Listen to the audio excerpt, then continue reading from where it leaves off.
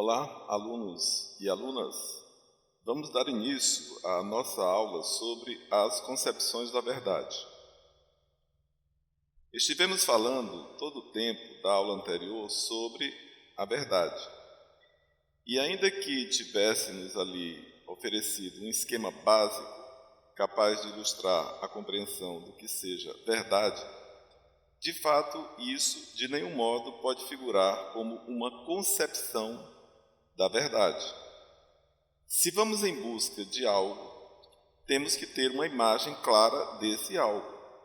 Do contrário, como podemos ter certeza de que tivemos sucesso nessa empreitada quando supostamente tivermos atingido a sua finalidade? Por isso que a filosofia, muito cedo, exatamente na Grécia Antiga, percebeu que precisava conceber a verdade de tal modo a poder traçar uma espécie de trajetória ou metodologia para alcançá-la. Então, foi ali mesmo, na Grécia Antiga, que foi construída a primeira concepção da verdade. Foi a única? Claro que não. Outras 3 foram construídas igualmente na medida em que o ser humano foi tomando consciência de certas necessidades específicas que envolviam a construção, o desenvolvimento e reformas diversas do saber, seja científico, seja filosófico. Então, sobre essas 4 concepções da verdade que, ao longo da história, o ser humano construiu para si, no intuito de definir que tipo de verdade ele queria para satisfazer historicamente suas necessidades ou interesses, que vamos nos debruçar nesta aula. Vamos nos orientar por este esquema que chamaremos de esquema das concepções da verdade. Quando eu estou buscando a verdade, a questão é: a verdade é algo objetivo? É algo que todos nós sabemos o que é? A gente vê que não é assim. Então, a própria verdade, ela tem que ser definida, ela tem que ser determinada, ela tem que ser concebida. E é exatamente essa concepção que vai nos dar a direção para que a gente possa alcançar aquilo que nós estamos determinando. Então, quantas e quais são as concepções da verdade? Ao longo da história, foram construídas, até agora, 4 concepções da verdade. A primeira é chamada de aletheia, é a chamada concepção grega. A segunda é chamada de veritas, é a concepção latina. A terceira é chamada de emuna, que é a concepção hebraica. E a última é chamada de pragmática. Então, eu quero chamar a atenção para vocês que estas concepções de verdade, elas foram construídas não por acaso. Cada povo que tomou isto como problema, quer dizer, determinar a verdade como um problema, teve uma necessidade associada a esse problema. Então, o primeiro povo, o povo gerador desta verdade, ou da primeira, é o povo grego. Os gregos que inventaram esta concepção da verdade chamada aletheia. E eu quero chamar a atenção para vocês exatamente que há uma relação geográfica nessa constituição da concepção grega. Porque vamos entender como eram as cidades-estado gregas. Eram cidades que eram autônomas, quer dizer, elas não tinham qualquer subordinação algo para além delas. Então é como se você tivesse um estado que é uma cidade, que é um estado ao mesmo tempo. Quer dizer, se você pegar um estado, você teria, por exemplo, o presidente, que é federal, depois você tem os governadores e tem os prefeitos. Na Grécia, tudo era um só. O dirigente da cidade, ele não devia qualquer tipo de subordinação ao que era para além dele.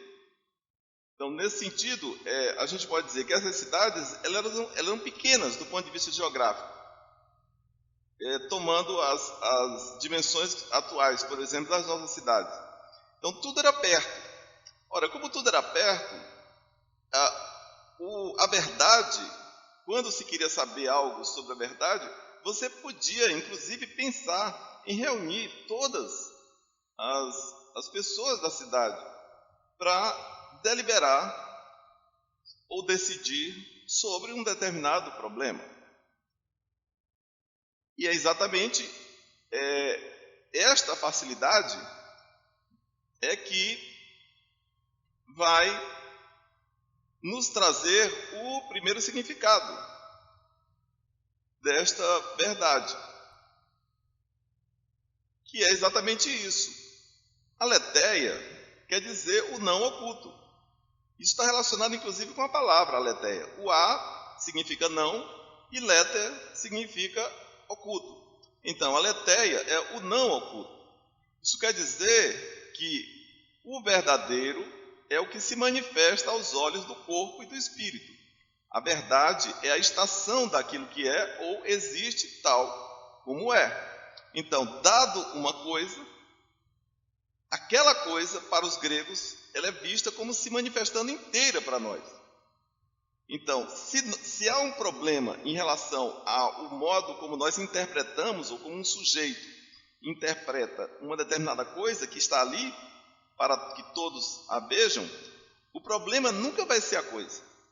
O problema vai estar naquela pessoa, por exemplo, que diverge em relação aos demais. Se eu vejo algo que é da cor azul e existe uma pessoa, quer dizer, supondo que nós temos 100 pessoas e essas pessoas, ou 99 pessoas, veem aquele objeto como sendo azul e apenas uma vê o objeto como sendo verde. Ora, onde é que vai estar o problema para os gregos? Nunca vai estar no objeto, mas vai estar naquela pessoa que diverge. Então, aquela pessoa tem algum problema. Ela pode ter um problema na visão, ela pode ter um problema mental e por aí vai. Então, por isso é que a verdade aletheia, ela significa exatamente o não oculto. E o critério dela está relacionado com a evidência. E aí vamos entender essa palavra evidência. Aí seria como se fosse o e o vidência. Entendendo esse aí como se fosse uma circunferência de 360 graus. Como se essas 100 pessoas que estão observando o objeto, elas se perfilassem, como se formassem um círculo. E aí elas vão ter, cada uma perspectiva diferente em relação ao objeto. E aí, combinando essas perspectivas, você vai ter uma descrição do objeto, não é, que vai aproximar esse objeto do que seria a universalidade dele. Isso quer dizer que a evidência seria esse conjunto, essa combinação de todas as visões, como se não sobrasse qualquer perspectiva do objeto que devesse ser olhada. Ora, o próximo critério é a dependência. Essa verdade, a gente vai verificar que todas as verdades, elas têm uma dependência. E qual é a dependência da concepção grega? É que a verdade depende de que a realidade se manifeste, enquanto a falsidade depende de que ela se esconda ou se dissimule em aparência. Veja que, para os gregos, não há verdade se não houver manifestação. A coisa, ela tem que estar manifesta, ela não pode ser imaginada, ela não pode ser colocada, por exemplo, a partir de uma mera descrição. Ela tem que estar aí, para que todos possam vê-la e para que todos possam descrevê-las. Quer dizer, cada um vai dar a sua perspectiva. E ali ao mesmo tempo, tudo ao mesmo tempo. Qual é o próximo item? O próximo item é o tempo. Qual é o tempo associado à verdade grega? Fica claro, ou fica óbvio.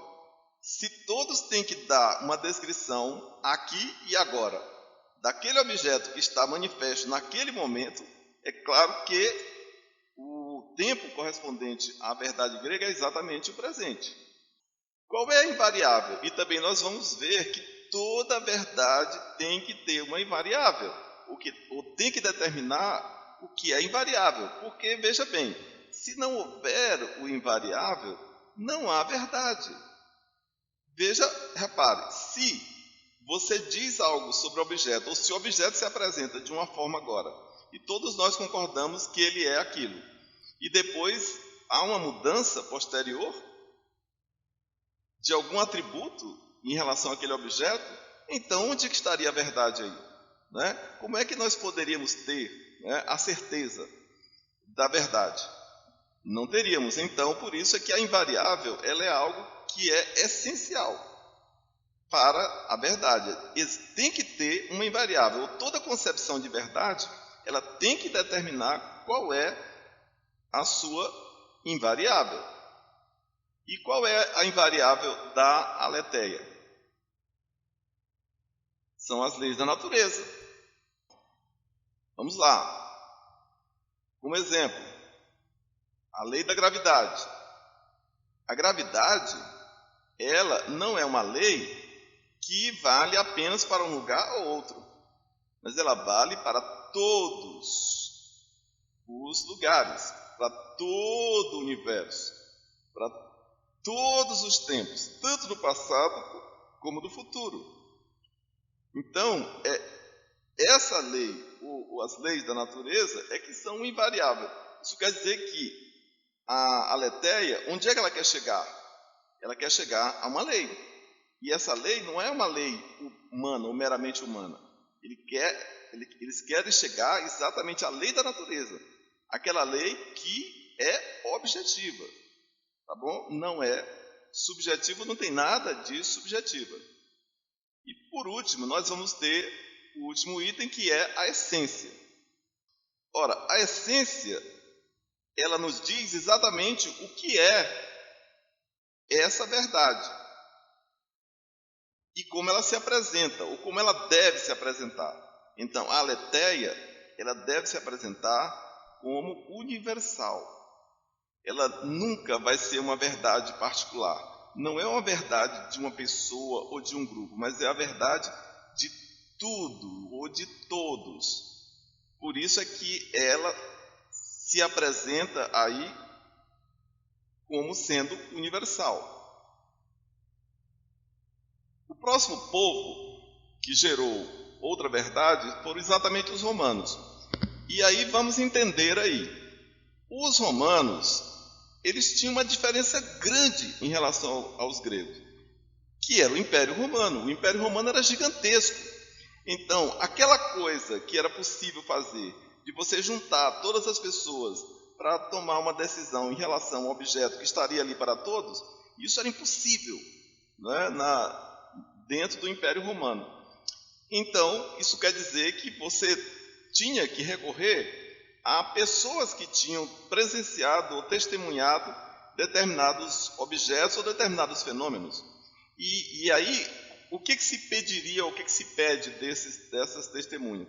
Que elas descrevam, o que elas narrem, aquilo que elas viram ou aquilo que elas vivenciaram. Então, nesse sentido, a gente pode dizer que o significado da veritas, que foram desenvolvidas pelos romanos, é exatamente esse aí, ó. Refere-se à precisão, ao rigor e à exatidão de um relato, no qual se diz com detalhes, pormenores e fidelidade o que aconteceu. De saída, vamos logo para o critério. Qual é o critério para esse relato? É a coerência lógica. Se eu estou descrevendo um objeto, eu vou estabelecer um conjunto de afirmações em relação a esse objeto ou essa situação. Essas afirmações não podem entrar em contradição entre si. Elas não podem se contradizer entre si. Isso nós chamamos de coerência lógica.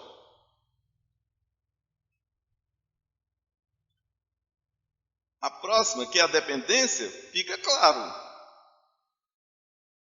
que a verdade vai depender, de um lado, da veracidade, da memória e da acuidade mental de quem fala. E, de outro, de que o enunciado corresponda aos fatos acontecidos. Veja que aqui vai se verificar os dois lados da história. Não apenas o fato em si, mas aquela pessoa que testemunhou o fato. Ora, aquela pessoa vai ter que ser conferida, ela vai ter que ser testada. Será que a sensibilidade dela estava funcionando de modo normal? Será que a acuidade mental dela também estaria dentro da normalidade? Então, tudo isso é conferido. E é exatamente o que acontece, por exemplo, quando você está num julgamento em que uma pessoa testemunha um determinado crime ou diz que testemunhou, vai se verificar, por exemplo, ou vai se pedir um laudo técnico do ponto de vista psicológico, para saber se aquela pessoa reúne as condições normais para relatar um determinado acontecimento ou um determinado testemunho. Então, qual é o tempo que vai estar associado a veritas? Logicamente, aí é o passado. Porque, como não se está vendo a coisa manifesta, mas está se trabalhando exatamente com relatos, esses relatos se referem ao passado. Sempre vão se referir ao passado. Então, qual é a invariável desta verdade? São as leis lógicas. Não são mais as leis da natureza. Isso quer dizer o quê? Que toda a verdade romana, ela vai estar submetida às leis lógicas. Quer dizer, que o relato ele tem que ser coerente do ponto de vista lógico.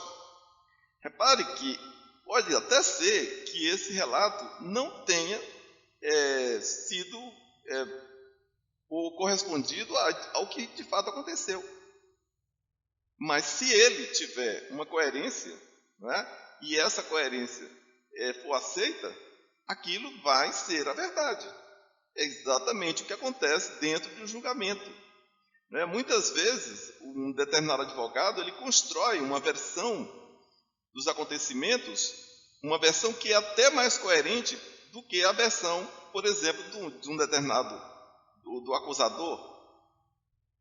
E nesse caso, o jurado, por exemplo, pode optar por aquela versão que não seria a realidade, ou não corresponderia à realidade, mas que para eles é a verdadeira.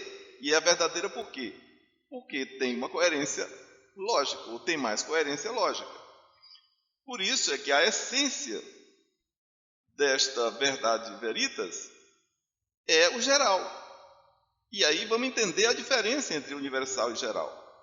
O universal, ele se refere à realidade mesmo, à realidade concreta. Enquanto que o geral, ele se refere a algo abstrato, a uma abstração. A descrição de um determinado objeto ou de um determinado acontecimento, ele é abstrato. Eu não estou trazendo a realidade inteira para dentro da linguagem. Eu estou tentando aproximar a descrição ou a narração do que aconteceu, ou da realidade. Então, essa descrição, essa narração, elas constituem a generalidade. Ela não constitui a realidade, por quê? Porque eu não estou me referindo ao indivíduo efetivo, ao indivíduo concreto, mas uma interpretação do indivíduo ou do que aquele indivíduo fez. Então, a terceira concepção de verdade vai ser desenvolvida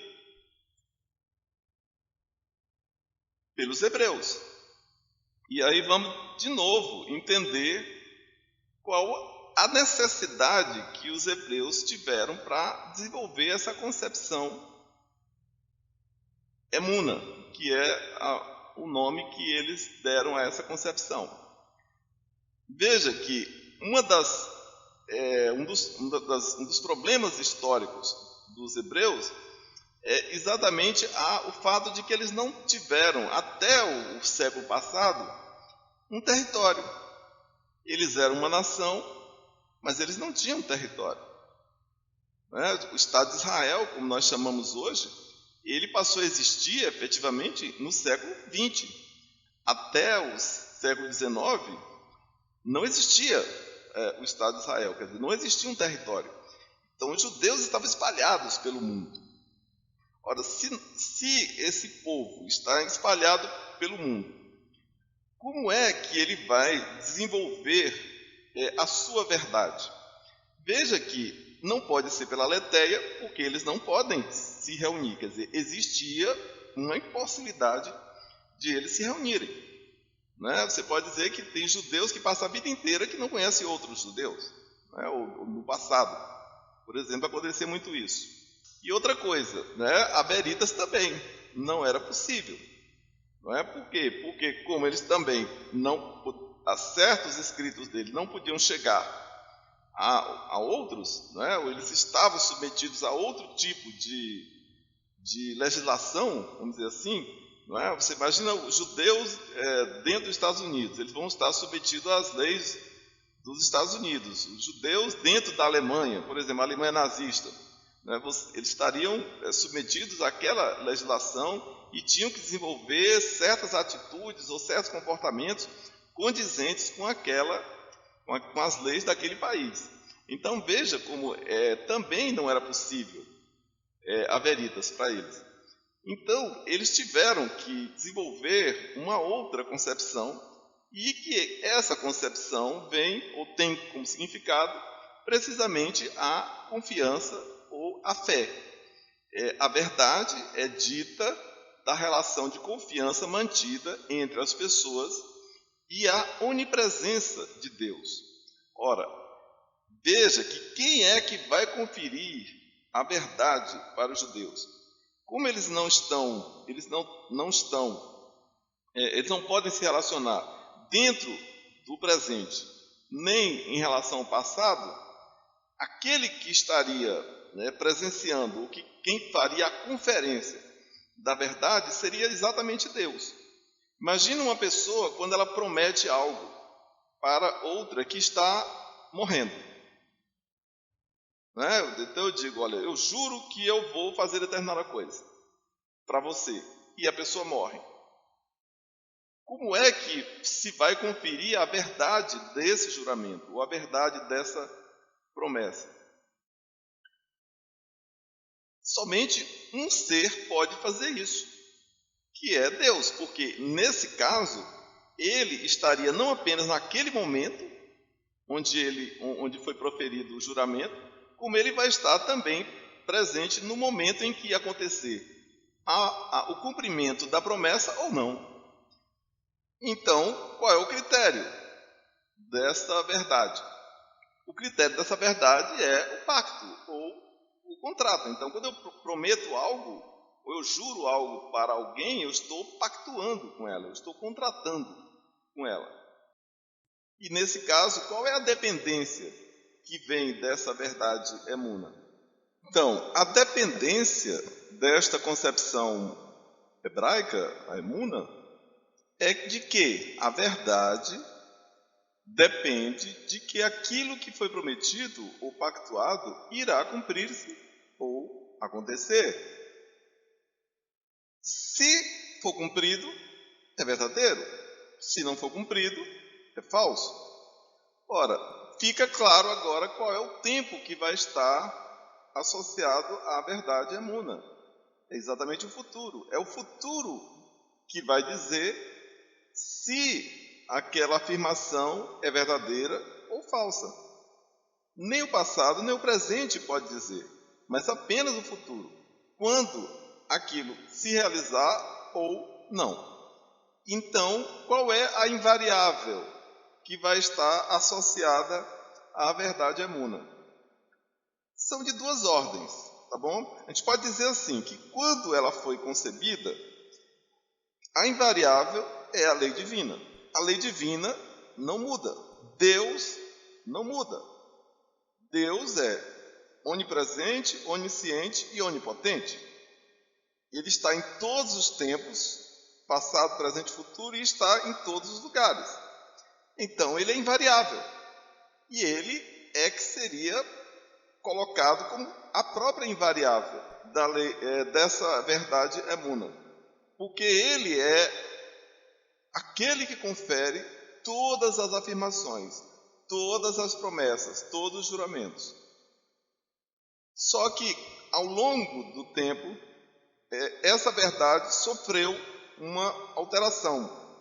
A gente pode dizer, quando ela passou a ser aplicada como uma das verdades que são usadas não apenas pelos judeus, mas por todos nós, a invariável vai ser esse outro nomezinho que está aqui, a convenção.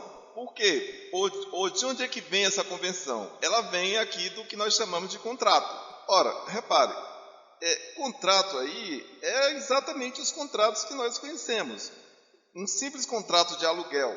Você me dá a sua casa e eu prometo para você que vou entregá-la quando eu sair, da mesma forma como eu recebi, que em tal dia do mês eu vou pagar um valor correspondente ao aluguel e tudo que está estabelecido no contrato.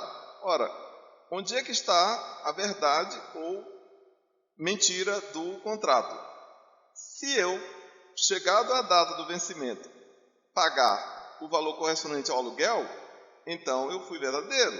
Se eu não pagar, então eu fui falso. Qual é a essência desta verdade emuna?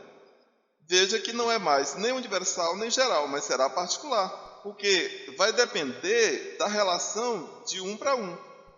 Duas pessoas podem contratar ou podem pactuar qualquer coisa. Ou você pode pactuar qualquer coisa com Deus. E aquilo que vai determinar se é verdadeiro ou falso é exatamente aquilo que você prometeu, aquilo que você jurou. Uma outra pessoa pode pactuar outra coisa completamente diferente. Então veja como a verdade hebraica ela é uma verdade particular. Ela se refere apenas às partes que estão envolvidas no pacto ou envolvidas no contrato. E por último, nós temos aí a verdade pragmática, e que ela foi desenvolvida em conjunto, europeus, americanos, e vamos direto aqui para o significado dela. A partir do significado, vou explicar a necessidade desta nova verdade, ou dessa nova concepção de verdade. Ela refere-se à eficácia alcançada ao final dos procedimentos de uma pesquisa ou da implementação de um projeto.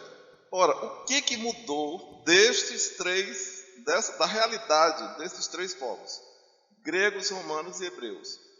Como eu disse, todos eles tiveram necessidades do ponto de vista geográfico. Então, qual é a nova necessidade que vem deste novo mundo e que exigiu essa nova concepção de verdade que é chamada de pragmática? É que há um fator que está mudando a relação que nós temos com a natureza, ou a relação que nós temos com o mundo.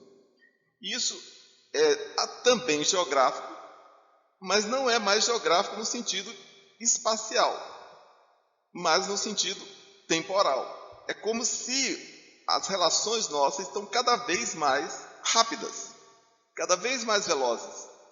E essa velocidade faz com que nós nos relacionemos com o espaço de uma forma diferente.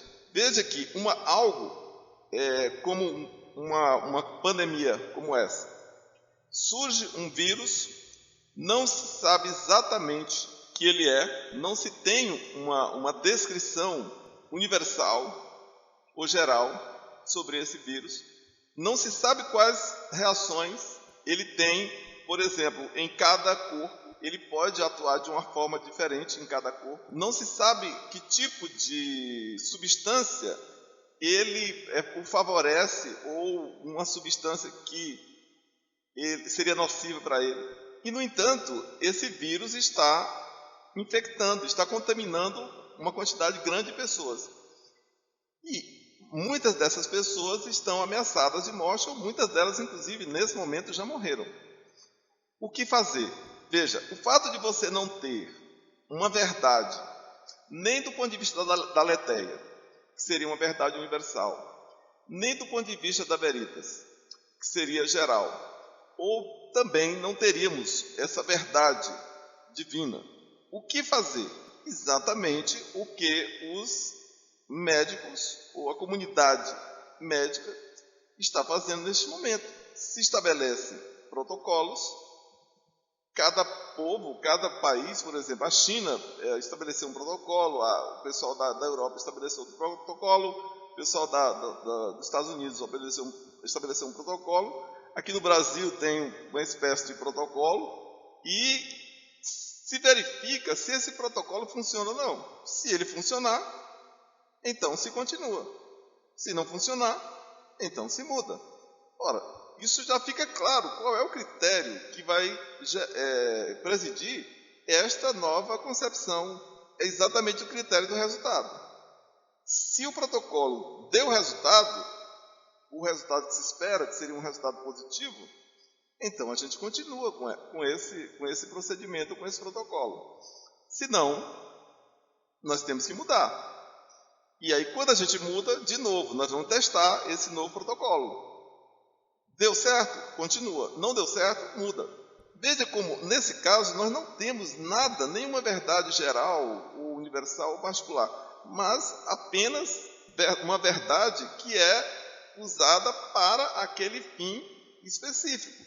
E pelo critério do resultado, nós podemos deduzir qual a dependência da verdade pragmática, que é a verdade depende da experimentação e da experiência, ou seja, da verificabilidade dos resultados. Veja que nós aqui estamos lidando com coisas parciais, uma espécie de improviso, ensaio e erro. Não existe o conhecimento universal ou geral ou mesmo particular, devido à velocidade dos acontecimentos. O que nós queremos obter, não podemos antecipar. Não há como a gente antecipar o que vai acontecer.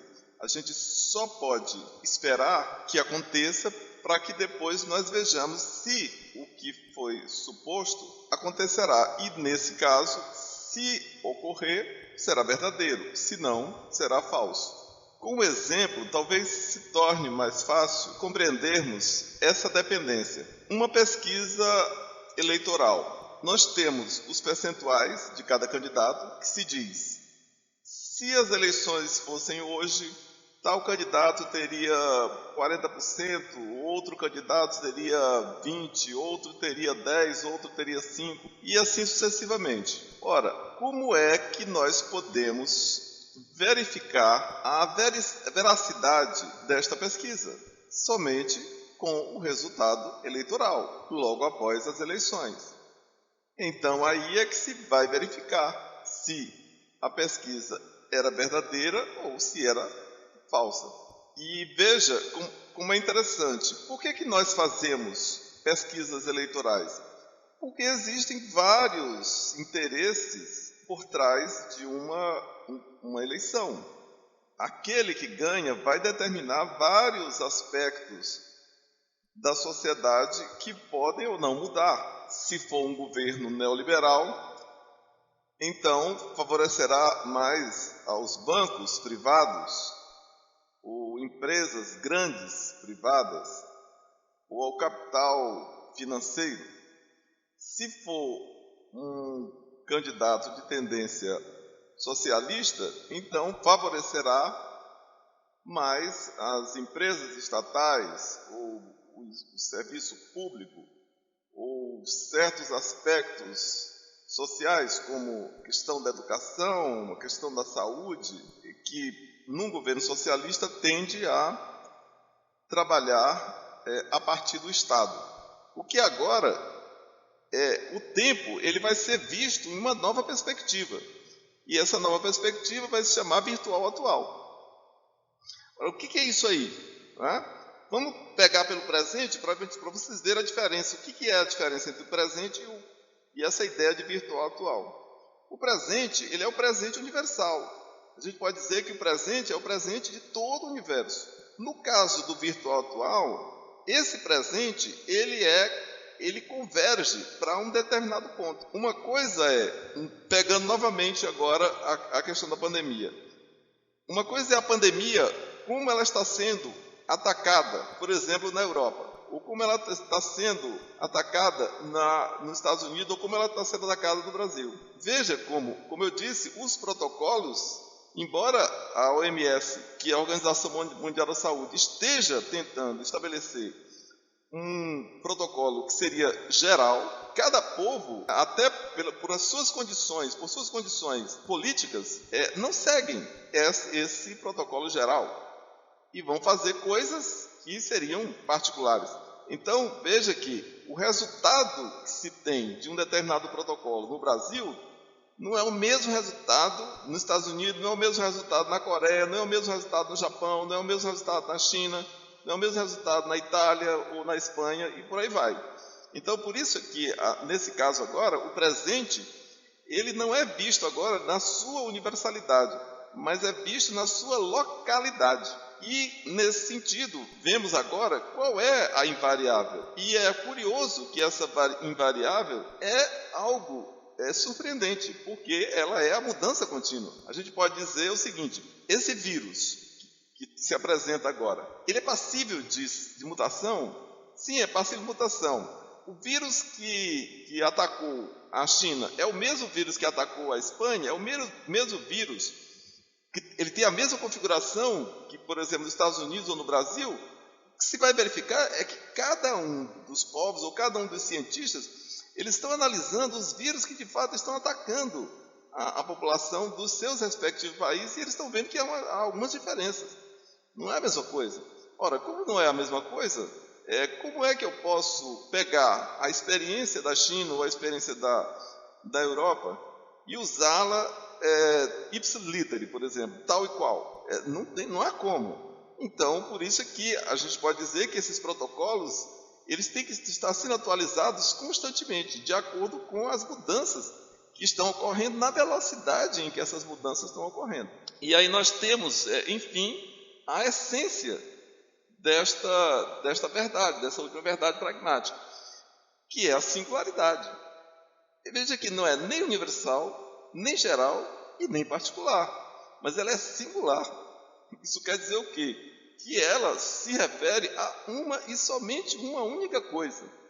Ela não se refere nem aos particulares, porque nesse caso, por exemplo, no caso de um contrato, quando a gente estabelece as partes, essas partes elas são determinadas. Por exemplo, num contrato de aluguel você diz pessoa tal, com CPF tal, com RG tal, que mora no endereço tal, e que tem pai e mãe. Quer dizer, essa pessoa particular, ela de alguma maneira é determinada, enquanto que na singularidade não há possibilidade nenhuma de se conferir uma determinação do ente ou do ser que está sendo estudado. Por quê? Por causa desta mudança contínua e por causa dessa relação virtual atual. Por exemplo, alguém que está se relacionando com outra pessoa, ela vai reagir de um modo. Alguém que está se relacionando com outra pessoa vai reagir de uma outra maneira. Então, o vírus, do modo como ele se apresenta, coronavírus, do modo que ele se apresenta no corpo de uma pessoa, não dá para você dizer como vai ser. Você tem que esperar aquela reação para saber. O próprio médico, o próprio cientista, ele não tem ideia de como vai ser a reação daquela pessoa infectada. Então, ele só vai saber depois que ocorrer. Então, aquela pessoa vai desenvolver aqueles comportamentos, e nesse caso, esses comportamentos vão ser descritos e depois vai se tentar verificar no futuro se existe um padrão. Ora, quando ocorrer esse padrão, quando se descobrir esse padrão, então se vai sair desta verdade pragmática e se vai para esta outra verdade aqui, que é a verdade grega. Porque vamos entender aqui, dessas 4 verdades aqui, qual é a verdade que orienta todas essas outras? É exatamente a verdade aletheia, a verdade grega, porque é exatamente onde nós queremos chegar. Todos nós buscamos a verdade do ponto de vista universal, aquela verdade que vai valer para todos os lugares e para todos os tempos. Exatamente na impossibilidade de nós termos esta verdade universal é que nós fomos criando outras formas, outras concepções de verdade. Exatamente para quê? Tentando, digamos assim, trabalhar uma espécie de aproximação progressiva desta universalidade desejada. Então, a Veritas busca isto, a Emuna também busca isso e a pragmática também busca isto. Então, com isso, nós chegamos à descrição ou a explicação dessas 4 concepções da verdade.